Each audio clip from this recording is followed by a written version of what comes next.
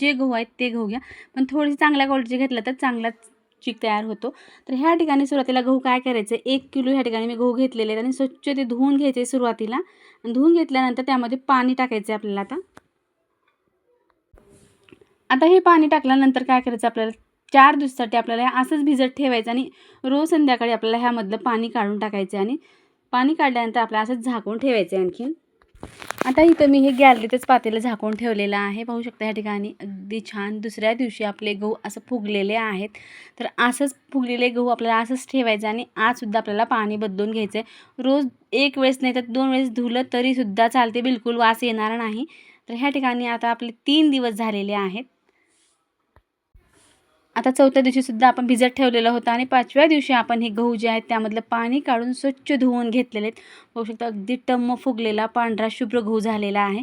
आता ह्यामधलं तुम्हाला दाबून पाहायचं आहे, जे चीक बाहेर येत असेल तर समजून जायचं की आपलं छान गहू तयार झालेला आहे चीक काढण्यासाठी. तर ह्या ठिकाणी आपण स्वच्छ धुवून घेतलेलं आहे. आता सुरुवातीला काय करायचं आहे, मिक्सरचं भांडं घ्यायचं आहे. तर ह्या ठिकाणी आता मिक्सरच्या भांड्यामध्ये थोड्या थोड्या बॅचेसमध्ये आपल्याला गहू टाकायचं आहे आणि गहू टाकल्यानंतर थोडंसं ह्यामध्ये पाणीसुद्धा टाकायचं आहे. तर गव्हाची कुरडई म्हणलं की पसारा तर होणारच आहे.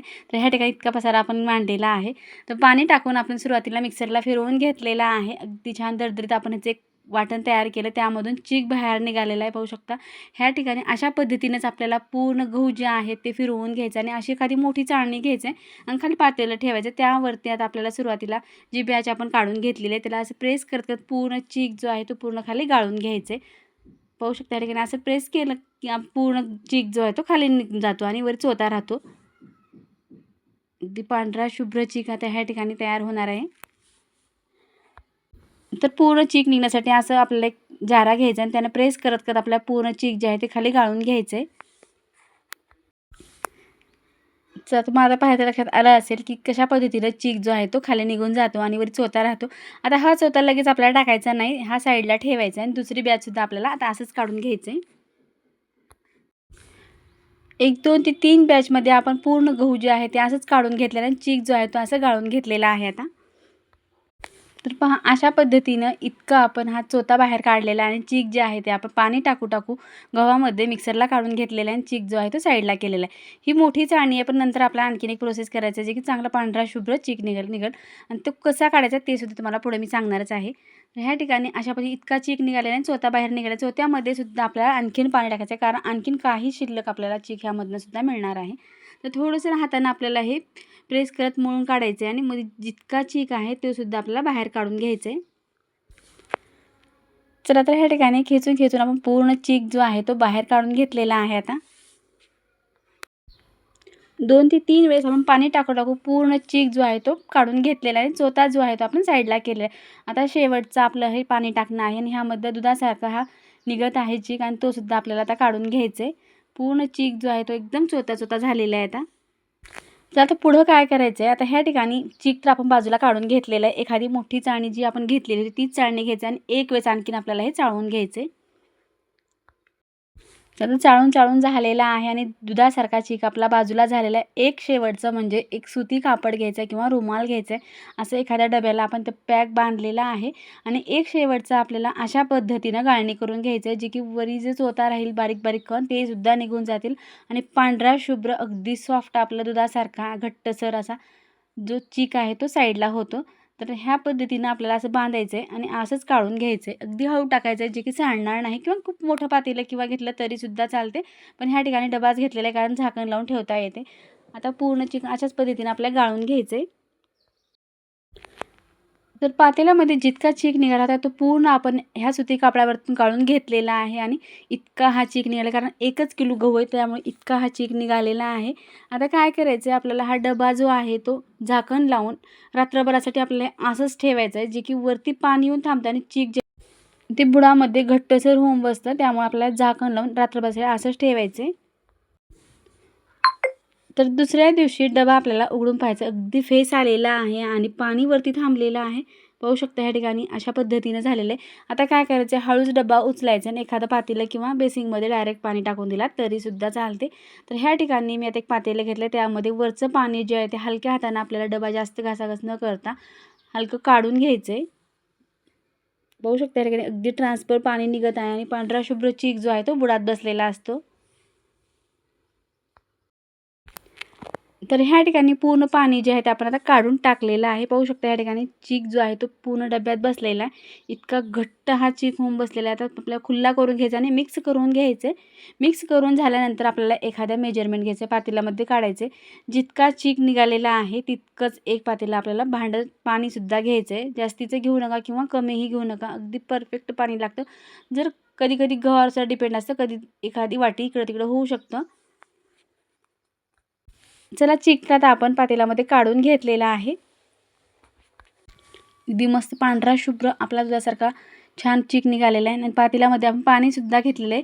पाहू शकता थोडंसं मोठं पातेलं आहे पण पाणी तितकंच घेतलेलं आहे. आपण अर्धी वाटी पाणी जास्तीचं घेतलेलं आहे कारण आपल्या पाणी नंतर हे पाणी जे आहे मी एक वाटी साईडला काढून ठेवणार आहे. जर गरज पडली तर आपल्याला त्या पाण्याचा वापर करायचा आहे. आता पाणी टाकल्यानंतर आपल्याला झाकण ठेवायचं आणि एक चांगली उकळी येऊ द्यायचे पाण्याला. तर पाणी ह्या ठिकाणी चांगलं उकळलेलं आहे आणि छान उकळी आल्यानंतर काय करायचं, 1-2 पळ्या ह्या ठिकाणी मी पाणी काढून ठेवणार आहे साईडला. आता ह्या ठिकाणी आपण मीठ टाकून घेतलेलं आहे. साधारणतः 1 चमचा इतकं मीठ टाकलेलं आहे. मीठसुद्धा चांगलं मिक्स करून घ्यायचं. तर ह्या ठिकाणी मीठ मिक्स झाल्यानंतर काय करायचं, ही प्रोसेस खूप महत्त्वाची आहे जी आता दाखवणार आहे ते थोडं काळजीपूर्वक बघा. तर इथं काय करायचं, अगदी लहान धार आपल्याला सोडायची. एका हाताने धार सोडायचं आणि एका हाताने आपल्याला चांगलं पळी फिरवत राहायचं. बिलकुल थांबायचं नाही. ह्या ठिकाणी जर गुठळ्या झाल्या तर बिलकुल कुरडई बनत नाही. खूप घट्टसर होते आणि खूप नंतर ते गाठी फुटणार नाहीत आणि खूप जड जाईल. त्यामुळे काय करायचं, ह्या ठिकाणी सावकाश आपल्याला एका हातानं पीठ टाकायचं आणि एका हातानं चांगलं ढवळत राहायचं आणि फास्ट ढवळत राहायचे. कारण इतकं लवकर घट्ट व्हायला सुरुवात होते. किंवा तुम्ही एखादं कोणी जर तुम्हाला जोडीला असेल तर मदत घेतला तर खूपच चांगलं होईल. तर ह्या ठिकाणी मी एकटंच बनवत आहे आणि 1 किलोचे असल्यामुळं सहज बनवता येतात. बिलकुल कोणाचीच गरज पडत नाही. खूप जास्तीचं असेल तर एखादं कोण तुम्हाला मदतीला घ्यावं लागेल. तर ह्या ठिकाणी अशा पाहू शकता, ह्या ठिकाणी अर्धं पीठवरी शिल्लक आहे तर खाली घट्ट व्हायला सुरुवात झालेली आहे. ह्या ठिकाणी फास्ट करायचं, बिलकुल थांबायचं नाही. चला तर ह्या ठिकाणी मी आता पटकन पूर्ण चीक जे ते टाकून छान घाटून घेणार आहे. बिलकुल एकही गुटी राहणार नाही याचीसुद्धा मी काळजी घेणार आहे आता. तर मी थोडं व्हिडिओची स्पीड वाढवलेली आहे. मी एकसारखं ह्या ठिकाणी हलवत राहिलेलं आहे. बिलकुल ह्यात एकही गाठ होऊ दिलेली नाही. पाहू शकता अगदी सॉफ्ट मिक्स करून घेतलेलं आहे. पण आता ह्या ठिकाणी काय करायचं, 15 मिनटाकरता आपल्याला झाकण ठेवायचं आहे आणि चांगलं वाफवू द्यायचं आणि पीठ जे आहे चांगलं शिजलं पाहिजे. पूर्ण ट्रान्सपरंट पीठ होईपर्यंत आपल्याला झाकण ठेवायचं आहे. आता ह्या ठिकाणी झाकण तर ठेवलं आहे. झाकण आता आपल्याला काढायचं आहे. 20 मिनटाकरता आपण हे मिक्स करून घेतल्यानंतर झाकून ठेवलेलं होतं आणि छान ट्रान्सपरंट झालेलं अगदी मऊसर आपलं हे छान चीक जो आहे तो चांगला शिजलेला आहे. अगदी गुळगुळीत चीक झालेलं आहे. चला तर आपला चीक तर चांगला तयार झालेला आहे. कुरडई बनवण्यासाठी छान तयार झालं आहे. आता आपल्याला सोऱ्या घ्यायच्या आणि सोऱ्यामध्ये आपण हे चीक जो आहे तो टाकून देणार आहोत. तुम्ही ह्या कुरडई उन्हात न जाता घरात जरी घातला तर नंतर तुम्हाला उचलून उन्हालासुद्धा ठेवता येतात. इतकी सोपी पद्धत आहे. एकदा जर चांगलं पीठ तयार झालं तर कुरडई बनवण्यासाठी बिलकुल वेळ लागत नाही. तर ह्या ठिकाणी आता मी सोऱ्या घेतलेला आहे. पीठसुद्धा खाली घेतलेलं आहे. एक पॉलिथिन घेतलेली आहे. मी थोड्यात कुरडई तुम्हाला इथंच करून दाखवते कारण खूप जणांना टेरेसची सोय नसते. त्यामुळे घरात जरी ह्या कुरडईमध्ये बिलकुल बिघडत नाहीत. थोडंफार जरी ऊन आलं तर दुसऱ्या दिवशी तुम्ही ह्या उन्हाला ठेवू शकता. आता सोऱ्या तर छान आपण भरून घेतलेला आहे आणि झाकण ठेवायचं आहे. बिलकुल थंड होऊ दे आणि पटकन ह्या कुरडईमध्ये त्या बिलकुल जड जात नाहीत. अगदी दुसऱ्या कुठल्याही कुरडईपेक्षा ही कुरडई फास्ट तयार होते. पाहू शकता ह्या ठिकाणी अगदी छान आणि मऊसर पीठ झाल्यामुळं कुरडई बिलकुल बिघडत नाही. तर आता ह्या ठिकाणी फटाफट पूर्ण कुरडई ज्या मी करून घेतलेल्या आहेत. तर अर्ध्या मी खालती केलेल्या आहे ना, थोड्याशा मी वरी उन्हाला नेऊन केलेल्या आहेत. पाहू शकता अशा पद्धतीनं अगदी छान परफेक्ट कुरडई ह्या ठिकाणी बनलेली. 1 दिवसाकरता कडकडीत उन्हाला ठेवल्यानंतर पाहू शकता ह्या ठिकाणी अशा आपल्या कुरडई बनून तयार झालेल्या आहेत. चला तर कुरडई अगदी पांढऱ्या शुभ्र आणि छान गोल आपल्या ह्या कुरडई बनून तयार झालेल्या. एकही कुरडई आपली ह्या ठिकाणी मोडलेली नाही किंवा वेगळा आकार झाला नाही. अगदी छान परफेक्ट कुरडई बनून तयार झालेत. तुम्हाला आता ही किती पट फुलू शकते ही कुरडई ते सुद्धा तुम्हाला तळून दाखवणार आहे आता. तर तुम्हाला हे कुरडई कशा वाटल्या नक्की एक कमेंट करून सांगा किंवा तुम्ही हा व्हिडिओ कुठल्या भागातून पाहता ते सुद्धा नक्की एक कमेंट करून सांगा. कारण खूप मेहनत आहे ह्या कुरडईसाठी. नक्की एक तरी लाईक किंवा कमेंट करा. तर ह्या ठिकाणी कुरडई पूर्ण तुम्ही पाहिलेल्या आहेत. चला तर आता आपण तळून पाहूया. तर पहा ह्या ठिकाणी एक पट नाही, दुप्पट नाही, तीनपट नाही, तर अगदी चौपट फुलणारी ही कुरडई नक्की तुम्ही सुद्धा एकदा ट्राय करा. कारण गव्हाची कुरडई म्हणलं की सर्वांना भीती वाटते की कुरडई जमल की नाही.